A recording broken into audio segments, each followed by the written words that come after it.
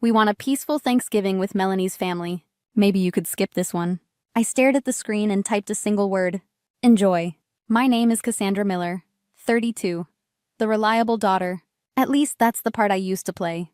Last month I bought a 300-year-old villa in France. Stone walls, a vineyard, a table built for me.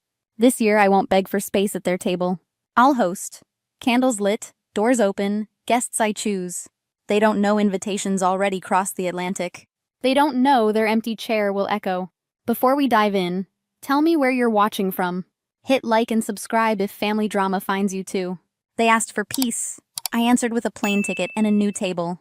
Greenville looked gentle from the sidewalk. Inside our house, fairness never found a seat. I was the checklist daughter, always on time. Melanie was the headline, even when blank. Private school brochures piled on the counter.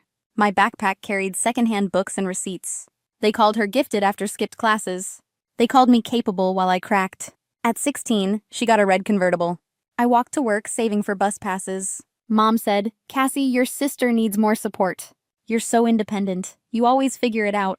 Compliments that sounded like doors closing. My BU graduation came and went quickly. Photos, a hug, then they left early. Melanie needs help moving into her apartment. My honors sash felt suddenly invisible. At 25, I earned my first promotion. Family dinner became a wedding planning meeting. Melanie's colors, Melanie's venue, Melanie's menu. My raise disappeared under seating charts. I still showed up like clockwork. Weekly calls, holidays, emergencies on speed dial. When Tom lost his job, I covered rent. 3 months, no questions, just transfers and silence. When Emma struggled in school, I researched programs. Tours, waitlists, funding, follow-ups. They said thanks once. Hurt arrived in soft phrases, not shouts. "You're so strong. You don't need much. Let's keep things peaceful for the kids." Peace meant me staying small and helpful. I told myself I was imagining it. That love isn't a ledger to audit. But ledgers kept writing themselves anyway.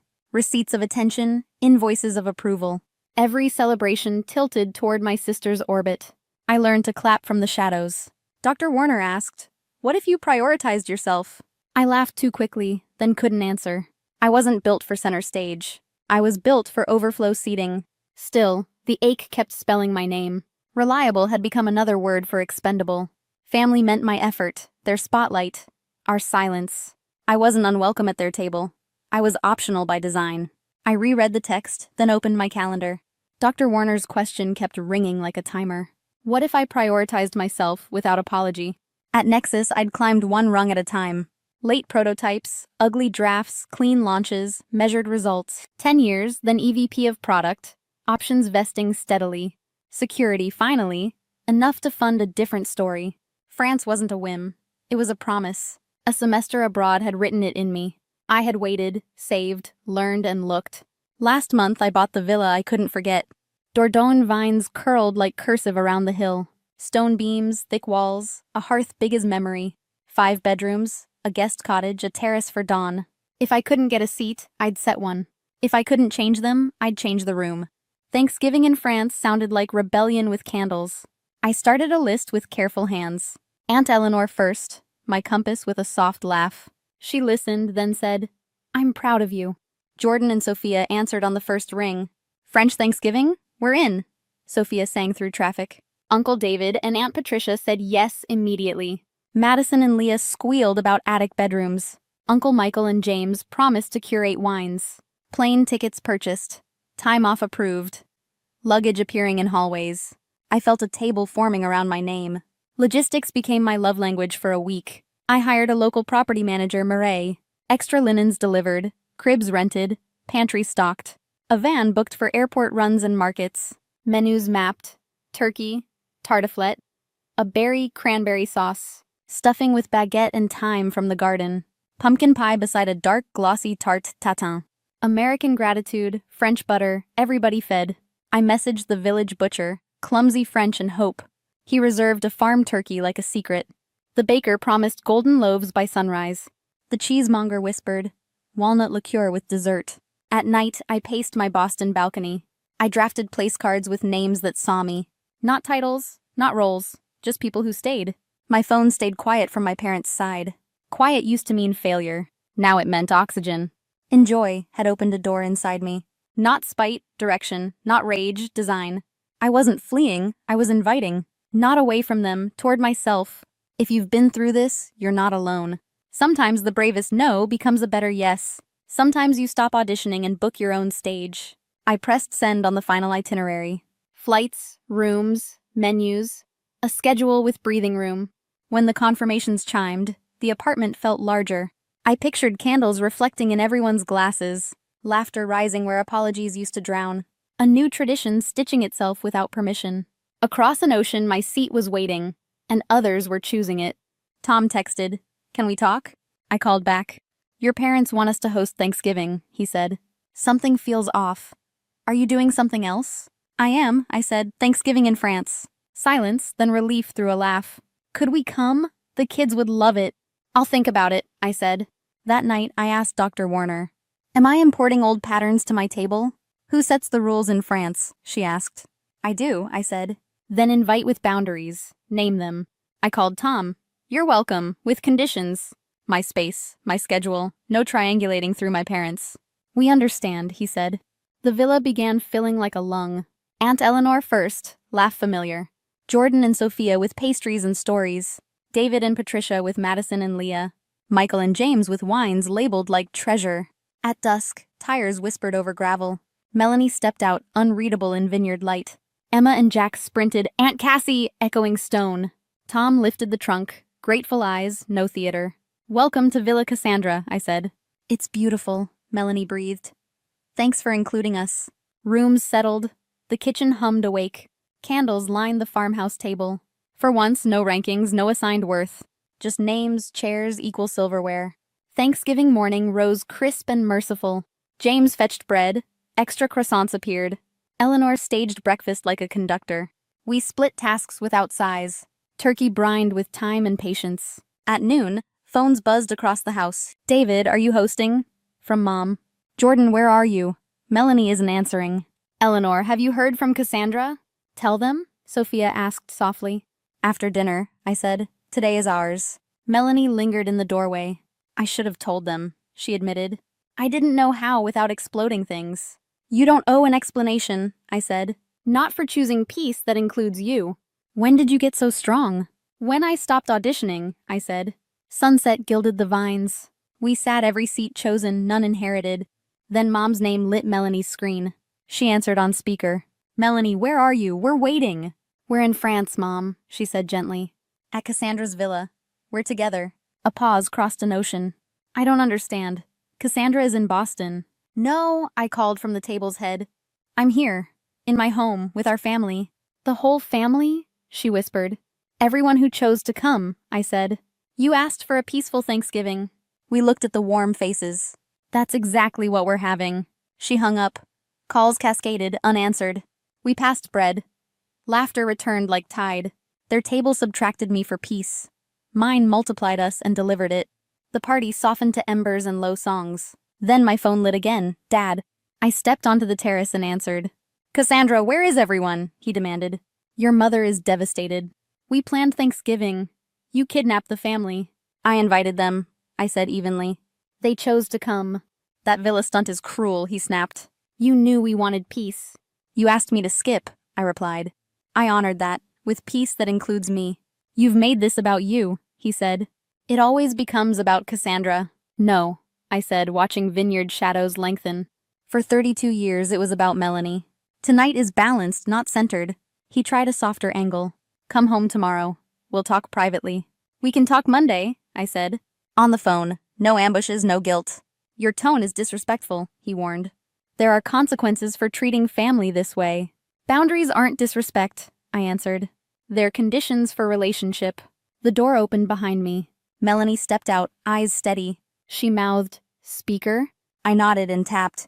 "Dad, it's me," she said. "We're staying through Sunday." "Melanie, don't take sides," he pleaded. "This is your sister's doing.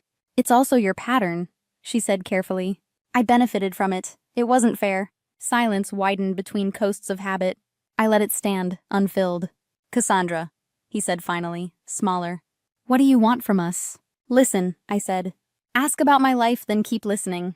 No more comparing, no more erasing. When I say no, accept it once." He cleared his throat, armor creaking. "We'll try," he said. Then almost boyish, "Is it beautiful there?" "It is," I said, allowing grace. "You're welcome next year if you try." We hung up. Night cooled the terrace. Inside, laughter gathered itself again. Melanie joined me, arms folded. "I should have said it sooner," she whispered. "I'm sorry, Cassie." "We were kids," I said. "We learned the parts handed us. We're rewriting now." Back in the kitchen, Eleanor poured tea. James sliced pie with reverence. We made plates, gentle rebukes to scarcity. I posted a single photo. Candles, faces, the long table glowing.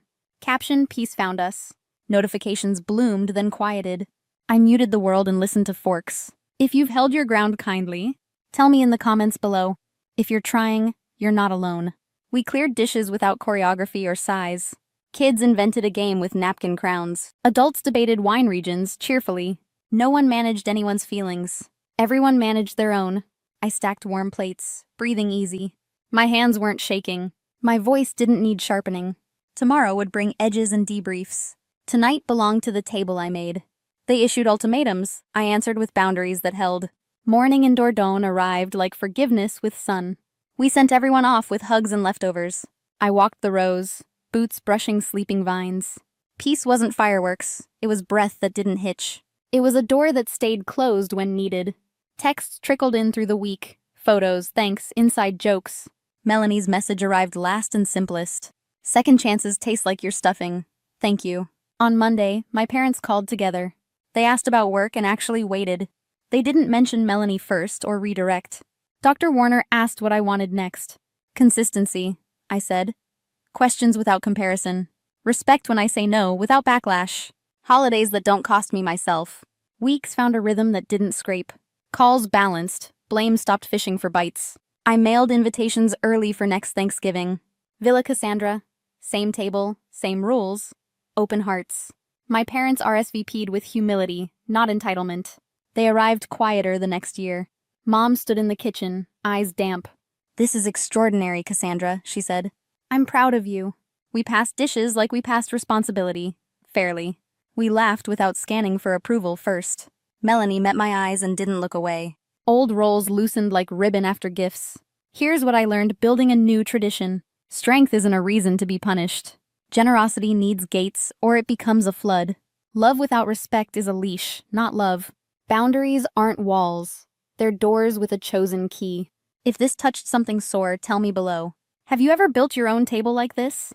If you're trying, you're not alone. I didn't abandon my family. I abandoned permission. I didn't choose distance. I chose dignity. And dignity brought us closer than obedience ever did. The villa didn't save me. The boundary did. I stopped asking for a seat and became the one who sets them. Before saying goodbye, if this story touched your heart, please give it a like. And share it with someone who needs to hear this today. Don't forget to subscribe for more true family betrayal stories. That reminds us we are stronger than we think. The stem of my champagne flute trembled between my fingers, but I told myself it was the air conditioning, not my nerves. The Langford estate gleamed around me crystal chandeliers, gold-leafed mirrors, and at least 3 live violinists tucked into corners like luxury furniture. Everything looked exactly as I remembered, which only made it worse. Celeste was radiant under the garden lights, laughing beside her fiancé as the guests swirled around them. Someone brushed past me with a tray of crab cakes I couldn't bring myself to touch. I shifted further behind a ficus near the terrace doors, hoping no one would notice I hadn't made the rounds. I knew how this story went. I'd lived it before, just not this loud. My father tapped a silver spoon against his glass. The room quieted with practiced elegance, all eyes trained on the marble dais where he and my mother stood beaming.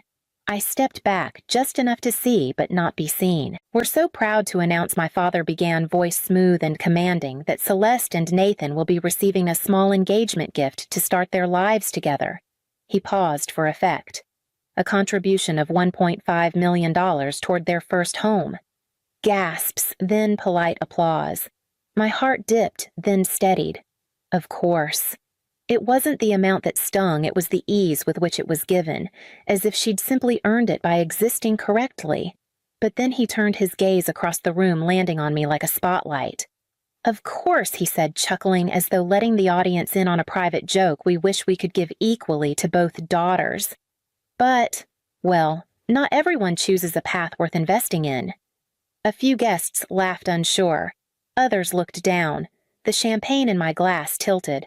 I was still smiling, I think. Somewhere inside, something split. And then I felt it. A look. From across the room, past the noise, past the hurt. Grandma Ruth. Her eyes didn't flinch. They held steady. And in that stillness, I felt the first crack of something else entirely. Something that would not break, but open. The first time I realized I didn't shine the way Celeste did, I was 8. She had just won the county spelling bee her photo in the town paper with a gold ribbon pinned to her dress.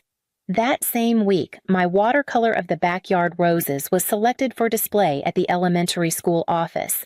I showed it to my mother during breakfast, heart-thudding fingers smudged with leftover paint. She smiled absently and said, "That's sweet Ivy. Celeste, do you want to read your thank you speech again?" That was the rhythm. Celeste dazzled. I hovered quietly at the edge of attention, collecting moments that felt like victories but were never called that out loud. She brought home trophies. I brought home drawings. She took French lessons, joined student council, captained the debate team. I spent afternoons in the garage studio I'd set up with Grandma Ruth, an old easel, a borrowed fan, and a plastic drawer full of brushes. My parents called it a phase. At 12, I won a regional art contest. They sent me a certificate with gold foil. It sat untouched on the kitchen counter for 2 days until Ruth finally framed it herself. "She has something they forgot how to value," she murmured to no one in particular as she hung it above her fireplace. Ruth didn't clap the loudest or insist I prove anything. She just paid attention. When I spoke about contrast and color theory, she listened as if I were saying something real. When I mentioned the way light changed after rain, she nodded and said, "You see the world differently. That's not a flaw." Celeste never mocked me. She didn't have to. Her success was a permanent mirror, always reflecting what I wasn't. And I tried for a long time to catch up. But in every photo, every recital, every dinner speech, I was the one cropped out by omission. Except in Ruth's world where I wasn't almost enough. I just was. And that memory of being enough in one person's eyes was what steadied me as I reached for the bathroom doorknob, knowing I couldn't hide there forever. By senior year of high school, I had stopped talking about painting altogether. It wasn't dramatic, just a quiet folding in. One portfolio stayed under my bed. The sketchbook disappeared into the back of a drawer. When I told my parents I'd applied to Wharton instead of the art school I wanted, they beamed like I'd finally arrived. "That's the Ivy we always knew was in there," my father said, patting my shoulder like I'd just returned from some long, misguided detour. My mother ordered a monogrammed laptop case before the acceptance letter even arrived. I wore that new version of myself, like a suit 2 sizes too big, never quite fitting but convincing enough from a distance. The courses numbed me. The networking events drained me. I became fluent in spreadsheets, strategic positioning, and pretending I was fine. After graduation, I took a job at a consulting firm in Midtown Manhattan. High floor, big views, a desk near the window. I cried most days before lunch. No one noticed. Or if they did, they were too polite to say. It wasn't one big moment that made me leave. Just an accumulation of small silences of staring at my reflection in the bathroom mirror between meetings and not recognizing the woman who stared back. I walked out one Friday afternoon with a box of desk supplies and never returned. I didn't even tell my parents until weeks later. They thought I was taking time to pivot. That was their word for anything outside their understanding. What I did instead was enroll in evening art classes at a nonprofit downtown. I rented a cramped walk-up in Ridgewood and started sketching again, first awkwardly, then with growing urgency. The joy didn't come all at once, but something like breath did. Eventually, I launched a weekend art program for neighborhood kids who couldn't afford studio classes. We worked in parks' basements, borrowed spaces. They brought wild colors and no rules. It was chaotic and beautiful. No, I wasn't making much money. My parents called it playing teacher. But every time a kid handed me a picture they were proud of, I remembered who I had been before I was trying to be someone else. and that's who I packed in my suitcase when the invitation to Celeste's engagement party arrived. The envelope was thick, cream-colored with gold embossing along the edges, exactly the kind of stationery my mother would choose for anything she wanted to feel inevitable. It arrived on a Tuesday, wedged between a utility bill and a reminder about my dental cleaning. I almost didn't open it. My fingers hovered at the edge of the flap before I slid it back in the pile unopened. But that night, I couldn't sleep. The envelope sat on the kitchen counter like it was daring me to touch it again. I called Milo the next morning. He didn't answer, but texted back 5 minutes later. "What's wrong?" I sent a photo of the invitation and just typed, "Should I go?" He called immediately. "Do you want to?" he asked. "I want to set it on fire," I said. "So, probably yes." Milo. "I mean it, Ivy. If you don't go, you'll keep wondering what it would have felt like. And if you do go, maybe it doesn't fix anything. But at least you'll stop hiding from ghosts." I hated that he was right. Later that night, I pulled out the worn shoebox I kept under my bed. Letters from Grandma Ruth. Years worth. All in the same looping script. She never used email, never texted, only ink and paper. One from the year I left my job read, "Your path is yours to name. Don't let anyone tell you it has to sound like theirs to be worth walking." Another, "Some people build houses out of expectations. Some of us plant gardens in their cracks." I read until the sun rose. When I finally RSVP'd, yes, I didn't tell anyone. I bought a thrifted black dress and a new pair of tights without holes. I repainted my nails. Nothing flashy, just enough to feel like I was meeting the version of myself I used to avoid. The night before the party, I packed my overnight bag, sat on the edge of my bed, and folded one of Ruth's letters into the pocket of my coat. And in the morning, I took the train to Connecticut. The house hadn't changed. Same white columns, same fountain bubbling in the circular drive. Even the flowers looked staged white hydrangeas in perfect bloom, as if they'd been ordered that way. I stepped through the front door and into a room I had memorized and never belonged in. "Darling, you made it," my mother said, kissing the air near my cheek. Her eyes scanned me head to toe like an appraisal. "You look comfortable. Would you like to borrow something from the upstairs closet?" "This is fine," I said, clutching my bag a little tighter. The first 30 minutes blurred together. An aunt I barely remembered asked if I was still doing my little art thing. Someone else mistook me for a cousin's nanny. Every conversation ended with a polite pivot to Celeste's success, as though the script had been written in advance.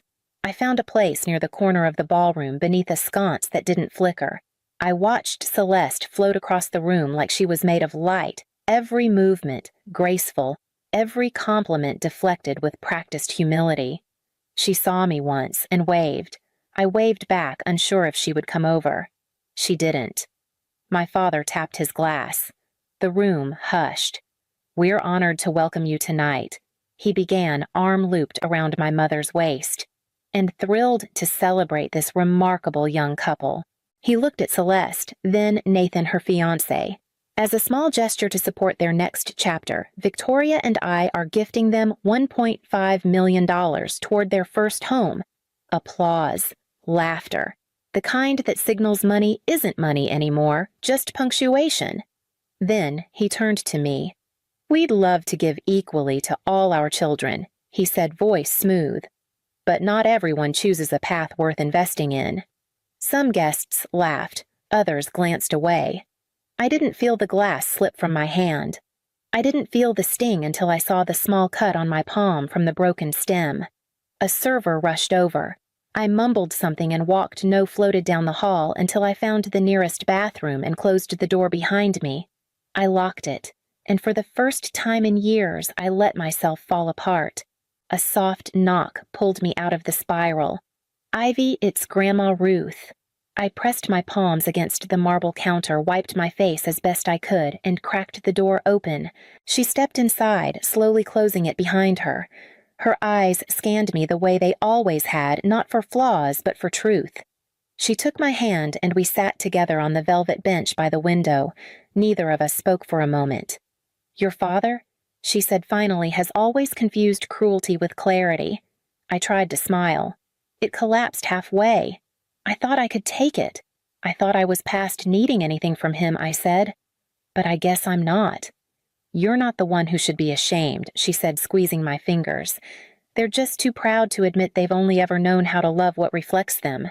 She shifted slightly, and I noticed the fatigue beneath her foundation, the tremble in her hand. You don't look well. I'm not, she said simply. Stage 4 pancreatic cancer, diagnosed 6 weeks ago. They've given me months at best. My breath caught. Why didn't you tell me? Because I didn't want to waste what time I had with tears. I've been preparing instead. For tonight. For what comes next. She reached into her handbag and pulled out an envelope. I recognized the lawyer's seal.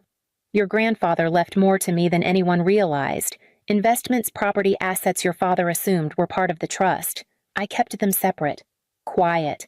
I stared at her. I changed my will. Most of it will go towards something I should have built years ago. A foundation for artists, for the overlooked, and I want you to run it.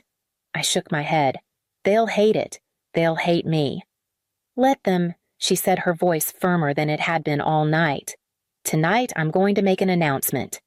And I want you standing beside me when I do. I didn't answer right away, but I didn't say no.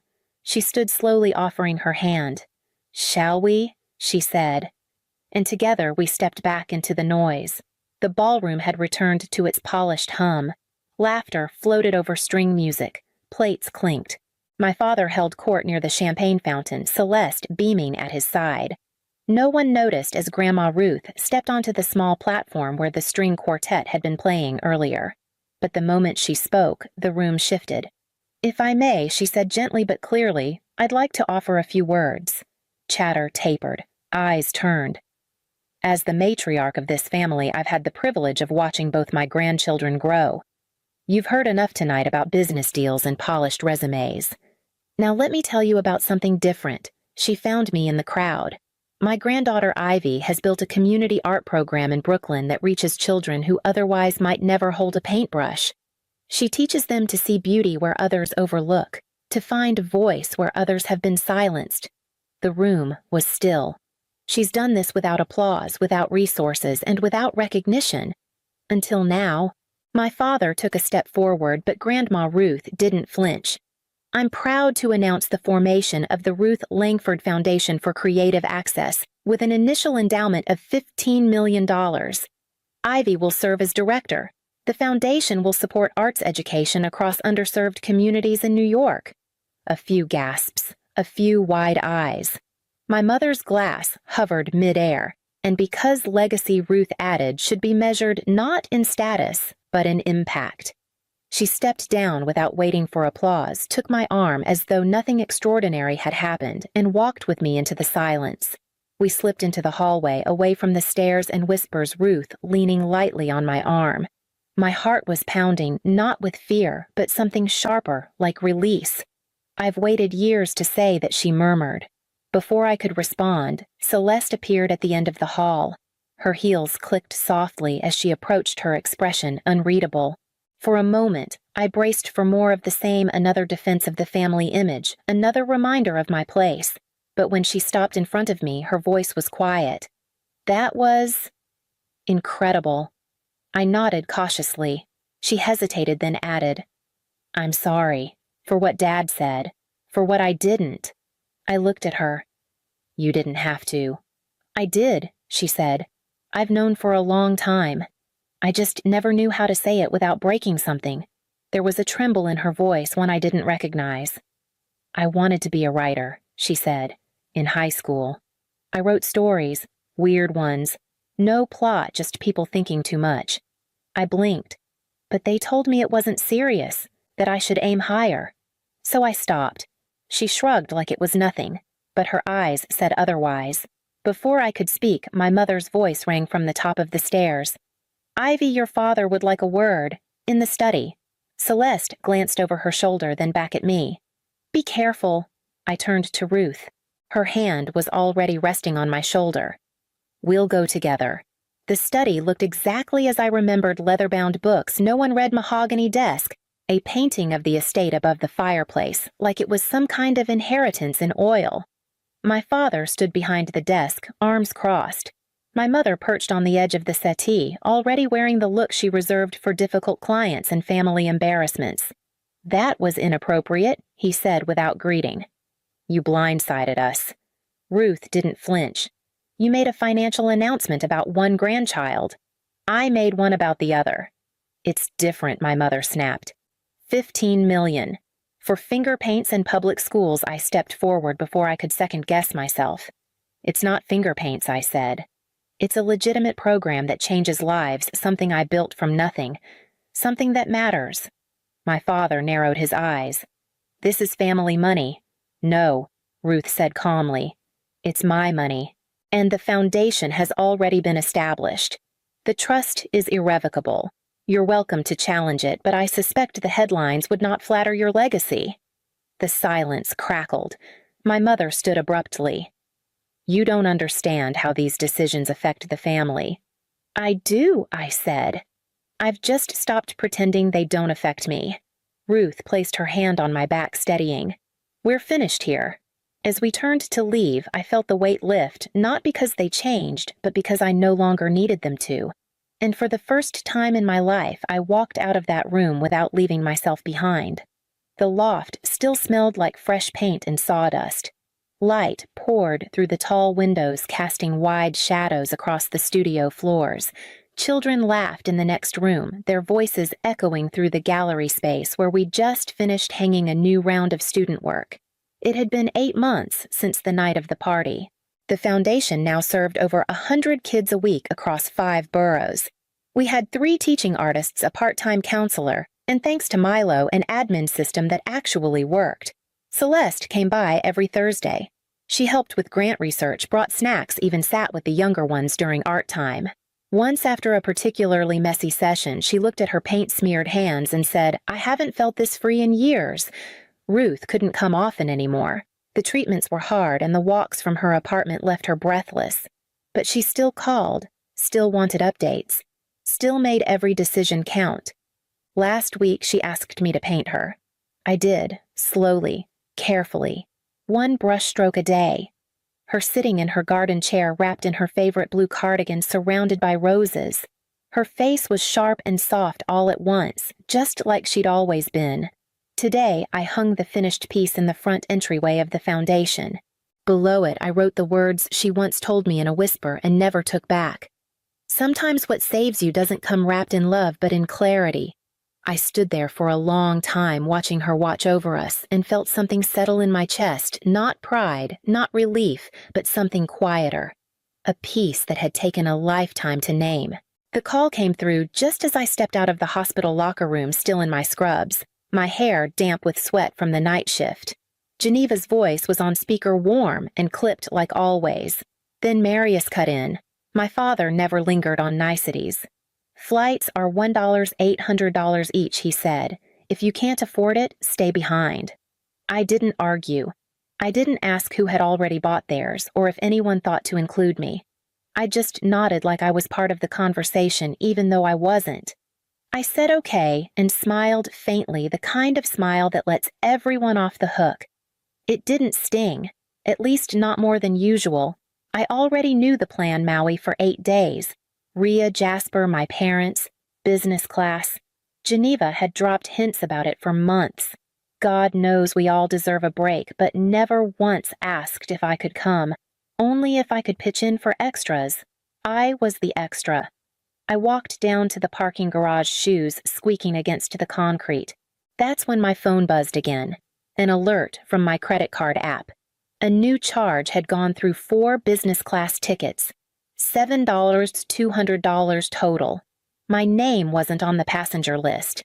I stopped walking. My thumb hovered over the notification as the cold settled in my chest.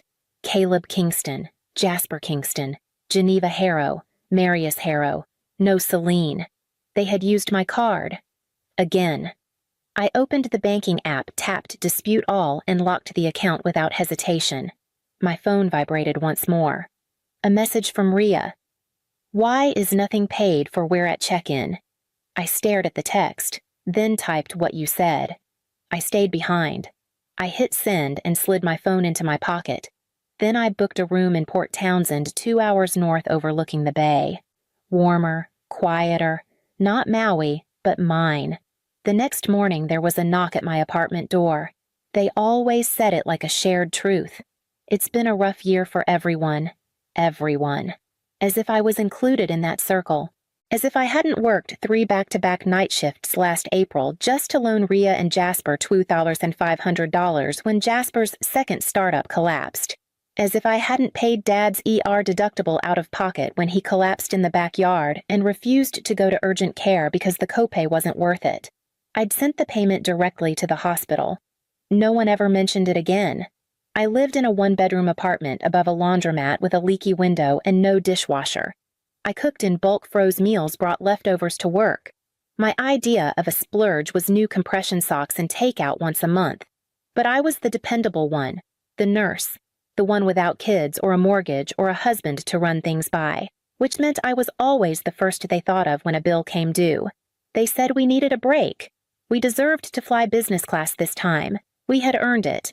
They never asked if I had vacation days left or if I could afford to lose a week's pay. No, they just booked it. 4 seats. None of them mine. I remember exactly where I was when Rhea texted. The ER trauma bay halfway through wiping vomit off a drunk teenager who had tried to swing at me. My back ached. My gloves were sticky.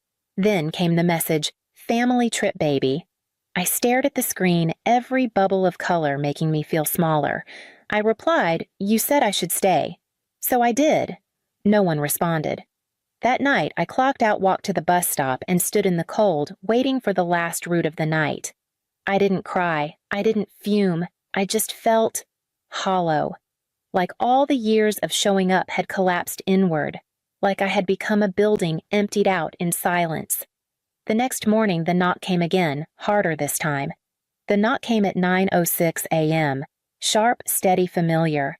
My father didn't believe in surprise visits, only interventions. I didn't move from the kitchen. The coffee was still steeping in the French press, and the sunlight was just starting to hit the side of my refrigerator. I watched the door from across the room like it might open itself. He knocked again. "Celine," he called through the wood. "We need to talk." I didn't answer. I didn't need to. I stood barefoot on the cool tile, listening to the cadence of his frustration. Not angry yet, but teetering on the edge, the kind of knock that comes with expectation with history.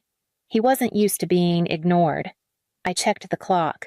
7 full minutes passed, then silence. When I finally exhaled, it was shaky. Not from fear, from clarity. I picked up my phone and turned it over in my hand. A missed call from Geneva. 1 voicemail. I played it on speaker as I poured my coffee. "You really hurt your father today?" she said, her voice low, almost tearful. "He flew back early to speak to you. After everything we've done for you." I hit save. Not for guilt, not for nostalgia, for documentation.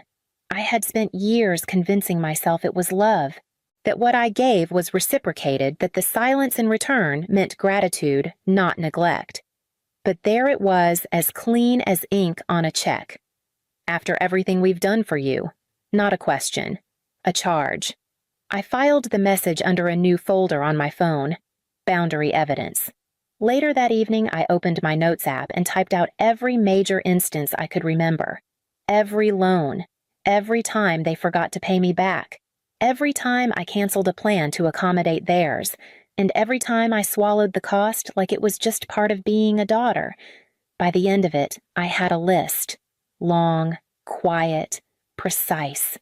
The kind of list that deserved a total. I was 22 the first time it happened. Rhea had called me in a panic the week before her engagement party. Something about the dress she ordered arriving in the wrong size, the store refusing to exchange it, the only other option a designer piece she absolutely needed. She didn't have the money yet. Jasper's commission hadn't come through. "It's just a temporary thing," she said. "You work in scrubs. You won't even notice the charge." I handed over my card. I was still in school balancing clinical rotations and part-time shifts at the pediatric urgent care. I told myself it was fine, that she'd pay me back when the engagement gifts rolled in. She never did, and I never brought it up. A few years later, Dad called. He wanted to renovate the kitchen before retirement, said it was a smart investment would raise the house's resale value. He asked me to co-sign a small loan, just a short-term thing he promised. "It's not even for us," he said. "You'll inherit it one day." They refinanced the house twice after that. The money didn't go to tile or countertops. It went to cover the hole Jasper had burned through his second business attempt. I found out only because a tax notice arrived at my apartment addressed to me flagged for lien risk. I called Dad. "It's complicated," he said, but it wasn't. It was just a pattern. I had become the fallback plan, the invisible support beam no one saw until I wobbled, the nurse, the unmarried one, the one with a stable income, no dependents, no partner to veto financial decisions, the flexible one, the understanding one. Every favor had started with a compliment. "You're always so reliable, so thoughtful, so responsible." And each time I said yes, they took it as proof I would never say no. By the time I hit 30, I had stopped keeping track of the little things: grocery runs, surprise babysitting subscriptions on my card. They never canceled. It was easier to pretend it didn't matter, until I sat down last week and wrote it all out. The list didn't lie, but if they weren't going to treat me like family, then maybe it was time I stopped paying like one. I sat at my desk with a calculator, a spreadsheet, and a headache that had been building for a decade. First entry, $600, the dress Rhea swore she'd pay back for her engagement party, then $2,500. The loan I wired into their joint account the month Jasper lost his job. $800 for business class tickets to Maui. I hadn't booked them, hadn't even been asked. $800 Dad's ER deductible when he refused to go to urgent care because he didn't want to deal with the paperwork. $420 groceries I covered when Mom said she forgot her wallet and then never brought it up again. I added a $150 late fee from the credit card company that hit after they used my card without permission. I didn't round down. I titled the spreadsheet "Outstanding Balances Harrow Family." Then I exported it as a PDF, attached it to a group chat we hadn't used since Thanksgiving 2 years ago, and typed "Reimbursement request for unauthorized charges and past financial support. Full repayment expected within 30 business days. As of July 1st, I will no longer be subsidizing family expenses." I hit send. The silence lasted 90 seconds. Then it began. From Geneva. "Celine, this is hurtful and unnecessary." From Rhea. "Are you serious? What kind of person invoices their own family?" From Dad. "We raised you better than this." That one made me laugh. Not out loud, but inside sharp and clean like a snapped thread. They hadn't raised me. Not in any meaningful way. I had worked through holidays, skipped vacations, sat through lectures on loyalty while covering gaps they left in their own messes. I had been the grown-up since I was old enough to write checks. I didn't respond. Not yet. Instead, I renamed the folder on my desktop. From boundary evidence to accounts closed. Then I turned off my phone, slid the chair back, and opened the window. Outside, someone was knocking again. The message came at 10:14 p.m. I was brushing my teeth, half listening to the hum of traffic outside my window, when my phone buzzed with a notification from an unfamiliar number. The text was short. "Hey, it's Marin. I know this is out of the blue, but I think we should talk. Marin Kingston, Jasper's ex-wife. We hadn't spoken since the divorce 4 years ago. She'd moved to Chicago, started over. Last I heard, she'd passed the bar and was doing well." I stared at the name on my screen, then typed, "About what she didn't waste time." A thumbs up. Then a PDF. "Thought you should see this?" I hesitated before opening it, but curiosity overrode caution. Inside, a detailed breakdown of joint account transfers labeled with Jasper's name, including multiple payments to crypto gambling sites over the last 2 years. Thousands of dollars. Some of it routed through an account in my mother's name. There were emails, too. One from Geneva to Marin. "Please don't report this. We're handling it. Celine doesn't need to know." And another from my father. "We'll pay it back. Don't ruin this for everyone. She's stable. She can afford to help. They knew.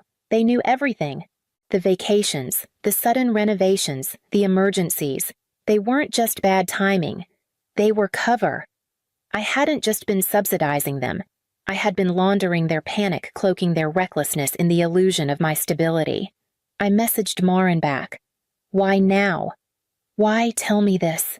She responded almost immediately. Because I should have said something sooner, and because you finally did what I never could walk away. You deserved to know the truth. I sat for a long time with the screen still glowing in my hand. Then I downloaded every file and forwarded them to myself with the subject line in case they escalate. I didn't cry. I slept, solid, uninterrupted, for the first time in weeks. The next morning they came back. They came back the next morning. Same knock, same cadence, same silence on the other side of the door. I didn't answer right away. I finished my coffee, folded a dish towel, watched the digital clock on my stove tick forward minute by minute. Then I walked to the door and looked through the peephole. My father stood in front, arms crossed, jaw clenched. Geneva held a manila folder like it might shield her. Both of them looked smaller than I remembered. Or maybe I was just standing straighter now. I opened the door. Geneva's voice cracked first. "We need to talk." I know I said. "But I don't." Dad stepped forward. "This stunt freezing your card, sending that invoice, it's spiteful, Celine. It's beneath you." "No," I said evenly. "It's honest. You're blowing everything out of proportion," he snapped. "We didn't think it would be an issue. You always help." "Because you trained me to," I said. "You groomed me into being useful, not loved, just available." Geneva blinked, visibly shaken. "We made some mistakes, sure. But you don't have to burn the bridge." I nodded. "I'm not. I'm just not building it alone anymore." Dad stepped forward again. "You think this makes you strong? Turning your back on your own parents?" "No," I said. "But it makes me free." He opened his mouth, but I was already closing the door. Not slammed, just steady. A firm end to a sentence I'd been too afraid to finish. There was no knocking after that. No calls. No texts. For a full day, the quiet felt surgical, sharp, and precise, like something had been cut out of me, but there was no ache. Only space. I spent the evening reading on the couch, my phone face down, my laptop unopened. When I finally climbed into bed, I slept without the weight of what-ifs pressing on my chest. The stillness wasn't absence. It was air. But still part of me knew it wouldn't last, especially when the text arrived that night. Weeks passed. No one knocked again. No more calls, no new group chats, no accidental voicemails. Just silence. I filled the space with small things, laundry dried by the window soup on the stove, walks around the block that ended when I decided not when someone else called. Then, on a Tuesday, a letter arrived. It was from Rhea. I recognized the looping cursive right away. She'd always had beautiful handwriting, the kind that made apologies look elegant. 5 pages front and back, a delicate mixture of memory revision and vague regret. "We all make mistakes. You took it too far. Mom cries every day. You've turned your back on blood." She saved the last line for impact. "We're family." That doesn't change. I folded the pages slowly and placed them in the drawer next to Marin's PDFs. 2 days later, another envelope arrived. No return address. Inside a personal check for $770. No sticky note, no explanation. Just numbers and silence. I walked it to my desk and pinned it to the corkboard above my monitor, right next to a quote I'd printed on printer paper and cut out with scissors the week before. "You are not required to set yourself on fire to keep others warm." I looked at the check again, not with anger, not even sadness, just recognition. It wasn't a gesture of healing. It was a transaction, the closing of a tab they never intended to acknowledge. A final attempt to name their own ending. I didn't cash it. Not yet. That night, I made dinner for myself and actually sat at the table to eat it. No phone in hand, no mind racing. Just a meal I paid for. With money I earned. In peace, I chose. And then Marin called. I cashed the check a week later. Not because I forgave them and not because I needed the money. I cashed it because it no longer held power over me. Then I transferred every cent, $770, to a scholarship fund for nursing students supporting their families while still in school.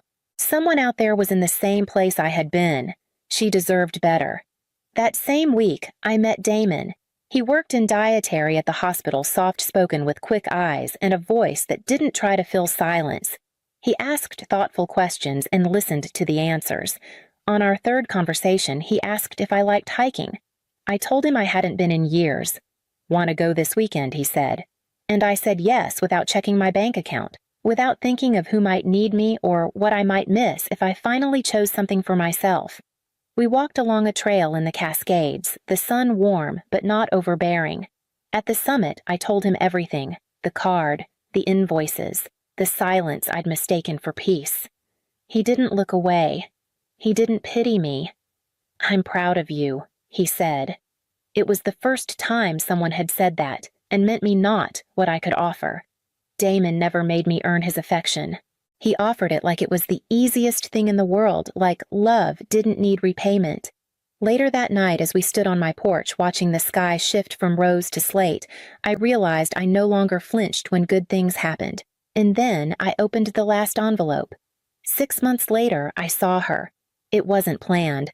I was half awake, standing in line at a cafe near the clinic, earbuds and hoodie up, waiting for my espresso when I heard her voice. Celine. I turned, and there she was, Geneva. Smaller somehow, not just in stature, but in presence, as if the air around her didn't hold the same weight it used to. We sat. I let her talk first. She didn't apologize. She just rearranged things, memories, intentions, responsibility. "We were trying to keep everything together," she said. "We didn't realize how much you were carrying. If we could go back, maybe we'd do some things differently."